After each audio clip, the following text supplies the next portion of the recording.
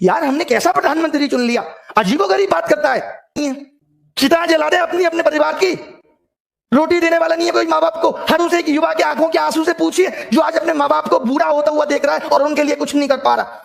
आज 25-26 साल का बालक जो 4 साल से तैयारी कर रहा है बाप के पैसे पे, आज जब वो उनको बूढ़ा होता हुआ देख रहा है तो उसकी आंखों में आंसू के सिवाय कुछ नहीं है।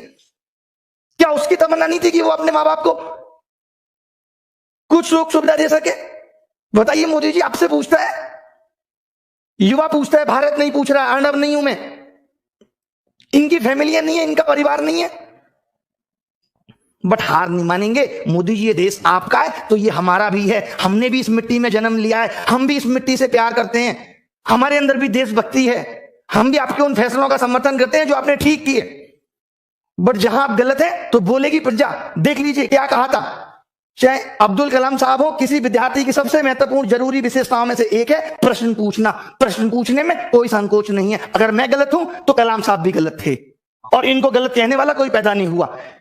राष्ट्रीय युवा दिवस, स्वामी विवेकानंद जी ने भी कहा था, उठो जागो और तब तक मत रुको जब तक लक्ष्य की प्राप्ति ना हो जाए। तो रुकने वाले हम भी नहीं है। इतना भ्रष्टाचार है, इतना भ्रष्टाचार है जिसकी कोई सीमा नहीं है। अरे करो, लिमिट में करो, 10% 15% करो। तुम्हारे भी भतीजे फूफे चाचा के लड़के हैं, हम कह रहे हैं उनको भी नौकरी दो, बट बाकी तो कुछ फेयर करो हैं, या बाकी की पोस्टें। आपके पास और कामों के लिए पैसा था क्या? देश में कोई और काम नहीं हो रहा?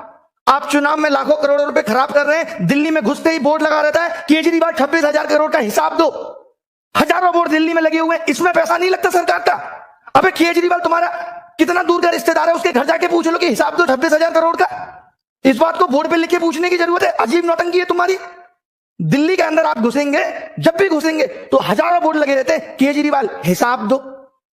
केजरीवाल तुम्हें हिसाब देगा कि रात को क्या कर रहा है, ये सब हिसाब तुमसे केजरीवाल मांगेगा। और मांगने तो फोन पे मांगो, तुम्हारे पास केजरीवाल का नंबर नहीं है। संसद में मांगो, विधानसभा के सत्र में मांगो। इन सब चीजों में एमसीडी में पैसा लगाने के लिए तुम्हारे पास पैसा है, नौकरी देने के लिए पैसा नहीं है। हलवा समझ के रखा है। ठीक है। और अब अगर रोजगार पे बात नहीं हुई तो इस देश का युवा गले में बेरोजगार का पट्टा डाल के घूमेगा। जो ये मीडिया सरकार के कहने पे ये दिखा रही है कि सब कुछ अच्छा चल रहा है, ये बहुत दिनों तक नहीं चलने वाला।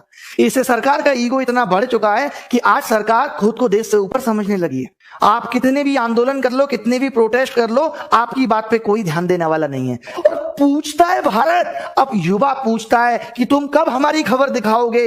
अर्नब पूछता है युवा कि तुम कब हमारी खबर दिखाओगे। अगर आज इस देश की सेलिब्रिटी, आज अगर इस देश का न्यूज चैनल आगे बढ़ा है तो वो हमने बढ़ाया है। आज देश का 2.5 करोड़ युवा अगर परेशान है तो इंटू 5 कर लो, 12.5 करोड़ लोग उससे जुड़े हुए हैं। और उन सब के मोबाइल घर में जब टीवियों में ये चैनल डीएक्टिवेट हो जाएंगे तो उनको समझ में आ जाएगा कि हम क्या चीज हैं।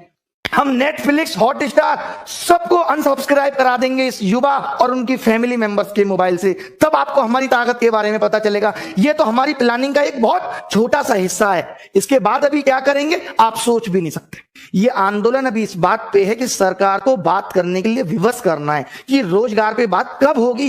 इस देश के अंदर शिक्षित होने के मायने खत्म हो गए। आप बताइए, बीटेक करके आदमी घूम रहा है, बीटेक के कोई मायने नहीं रहे, एमबीए करके बच्चा घूम रहा है। ये एसएससी या गवर्नमेंट जॉब में आपको मालूम है इतनी भीड़ क्यों आई? क्यों लोग सरकारी नौकरी के पीछे भाग रहे हैं? क्योंकि प्राइवेट में नौकरियां खत्म हो गई। और मोदी जी कहते हैं कि आप अपने मोहल्ले में नौकरी करो। आज जब मैंने ये वीडियो मोदी जी का देखा तो मुझे इतनी हंसी आई, मैं जरूर आपको ये सुनाना चाहूंगा। मेरा दिल है कि मैं ये वीडियो आपको सुनाऊं। आप देखें इस वीडियो को।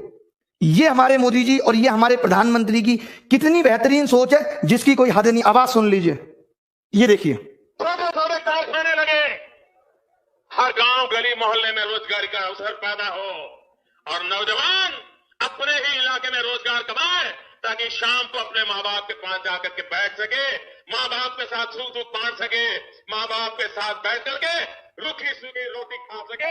ये हमें करना है। ये बताइए, ये मोदी जी को करना है कि माँ बाप के साथ बैठ के रूखी सूखी रोटी खा सके। एक बात बताओ, दिल्ली और गांव में क्या अंतर रह गया? अगर सब अपने घर के आसपास ही रोजगार करेंगे, क्या मायने हैं इस मतलब के? तब तो फिर सीमा पे भी कोई जवान नहीं जाएगा देश की सुरक्षा के लिए। तब मोदी जी अपना झोला लेके गुजरात से दिल्ली क्यों आ गए थे? ये भी माँ बाप की सेवा करते और वहीं रोटी खाते। आपके को मैं 2 ऑप्शन देता हूं कि अपने गांव के आसपास 8,000 की नौकरी करके रूखी सोखी खाना पसंद करोगे, 60,000 की नौकरी के लिए दिल्ली आओगे और 1 महीने में घर जाओगे और माँ बाप के लिए भी अच्छे वस्त्र लेके जाओगे। कौन सा ऑप्शन आप सुनोगे? कि अपने मोहल्ले में नौकरी ढूंढूं। क्या नौकरी ढूंढूं? मोहल्ले के सारे कुत्तों को पकड़ के और शहर छोड़ के आऊं? ये नौकरी ढूंढूं गांव में? बताइए क्या करूं? अजीब बात कर रहे हैं। प्राइवेट नौकरी खत्म हुई थी तो गवर्नमेंट जॉब में आए थे। बीटेक करके पता चला कोई 8,000 की नौकरी देने वाला नहीं है, क्योंकि देश में उतनी कंपनियां नहीं।